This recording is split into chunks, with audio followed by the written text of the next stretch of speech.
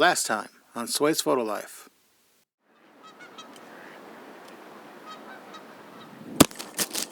So with this, a few problems you're going to run into if you decide to go ahead and pick one of these up is you don't really have a film counter. All you have is these arrows that will indicate once you've spun 180 degrees on the turn, which is supposed to be one frame. Now, the other thing is, as far as focusing goes, here's what I have to look at when you look through the inside of the lens to try and focus. It's hard to tell what in focus even is, really. This was just repurposed Kodak movie film, and because of that, it needs a different type of processing. And now for the rest of the story.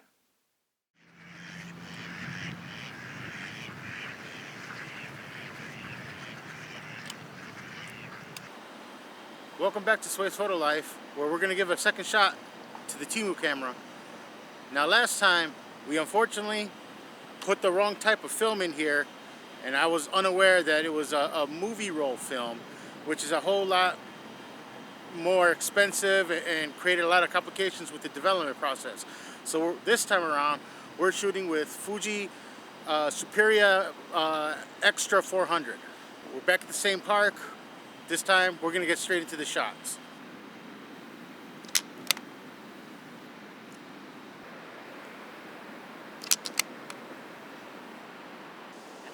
One blue, one brown.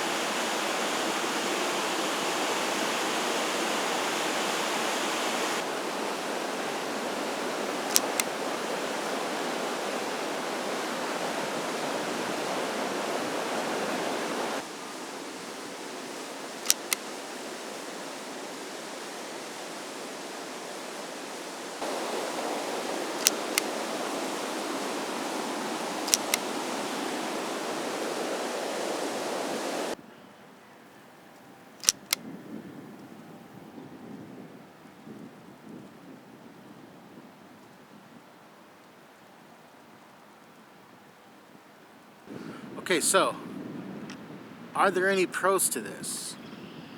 Well, it's incredibly lightweight. That's both a pro and a con. The minute you drop this is probably going to shatter into a billion pieces. But this would be a great toy. And that's exactly what it is. It is a toy.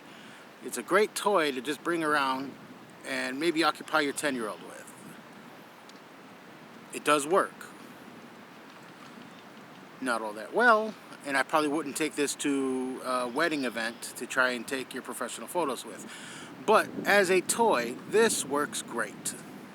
Now, I'm sure there's obviously better toy cameras in the market than this one, but if you have a child that likes to build things, tinker with stuff, learn how things work, this would be an excellent gift for them.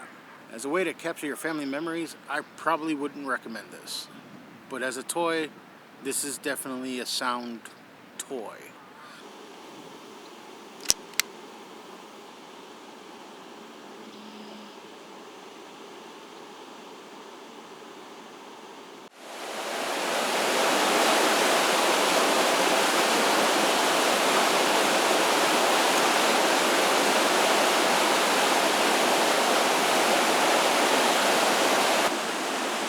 I didn't notice this before, but we have some lures hanging from the tree, likely from fishermen trying to overcast it and ended up hanging the tree. I don't know if they did that intentionally, but more than likely a mistake, but we're going to try and get a picture on it.